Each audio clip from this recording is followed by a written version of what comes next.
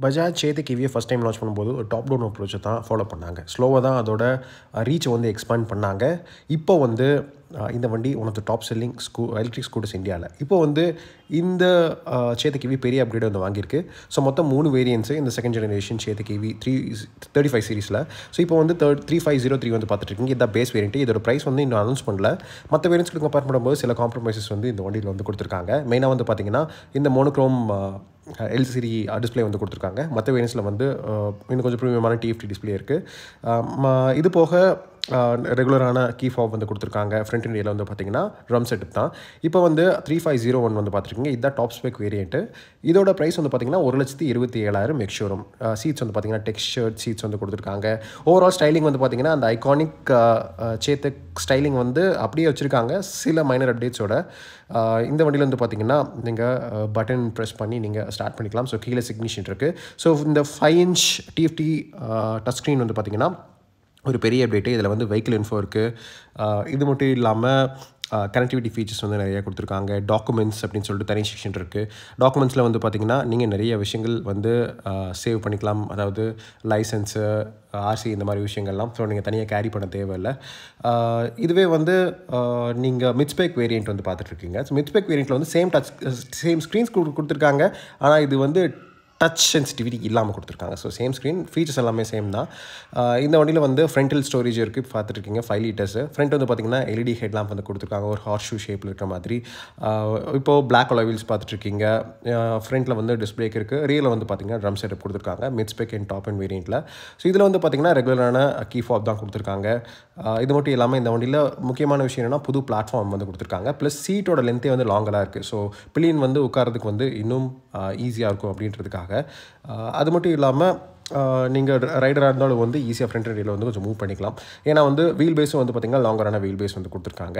So styling படி பார்த்தோம்னா இன்னும் ஸ்லீக்கரான எல்இடி டெயில் லேம்ப் வந்து கொடுத்துருக்காங்க. எல்இடி டர்ன் இண்டிகேட்டர்ஸ் வந்து கொடுத்துருக்காங்க. ஒரு ஸ்டர்டியான கிராப் ஹேண்டில் வந்து கொடுத்துருக்காங்க. ஸோ இப்போ ரியல் லுக் வந்து பார்த்துட்ருக்கீங்க இந்த வண்டியோடது. ஸோ அந்த சீட்டோட டெக்ஸ்சரிங் வந்து பார்க்க நல்லாயிருக்கு. மெயினாக இந்த டாப் அண்ட் வேரியண்ட்டில் வந்து கொடுத்துருக்காங்க. அப்புறம் வண்டியோட சஸ்பென்ஷன் செட்டப் எல்லாமே சேம் தாங்க. ஃப்ரண்ட் எண்டில் வந்து மோனோஷாக் யூனிட் வந்து கொடுத்துருக்காங்க. மோட்டர் வந்து புதுசு 4 kW மோட்டர் வந்து கொடுத்துருக்காங்க. அப்புறம் பேட்டரி பேக் வந்து பார்த்திங்கனாலும் இந்த வண்டியில் புதுசு. ஏன்னா பேட்டரி பேக் வந்து 3.5 kWh பேட்டரி பேக் கொடுத்துருக்காங்க.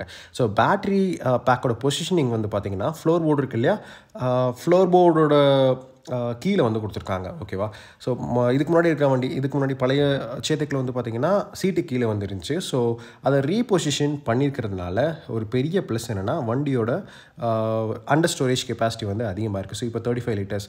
பழைய சேதத்தில் இருந்த ஒரு பெரிய டிஸ்அட்வான்டேஜ் வந்து பார்த்திங்கன்னா அதோட பூட் ஸ்பேஸ் ரொம்ப கம்மியாக இருக்குது அப்படின்னு சொல்லிட்டு நம்ம ஃபீல் பண்ணுற மாதிரி இருக்கும். ஸோ இந்த வண்டியில் பெட்டராக கொடுத்துருக்காங்க, வரவைக்கத்தக்க விஷயம். அப்புறம் ஸ்விட்ச் கியர் லேஅவுட்லாம் பார்த்திங்கன்னா நல்லா ப்ரீமியமாக இருக்குது. ஆல்ரெடி வந்து இந்த மெட்டல் பாடி ஸ்கூட்டர் ஒரு நல்ல ஃபிட் ஃபினிஷ் கொடுக்குற வண்டி.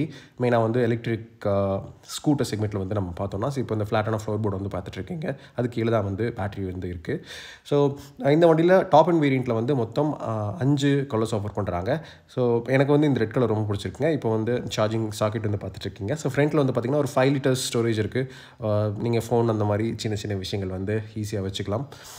அதே மாதிரி பூட்டு வந்து பார்த்திங்கன்னா 35 லிட்டர்ஸ் நல்ல டீப்பான போட் இருக்குது. ஏன்னா அதுக்கு அந்த சீட்டு கீழே இருக்கிற ஆல்ரெடி சொன்ன மாதிரி சீட்டுக்கு கீழே இருந்த பேட்டரியை வந்து ஃபோல் போர்க்கு கீழே வந்து மூவ் பண்ணியிருக்காங்க.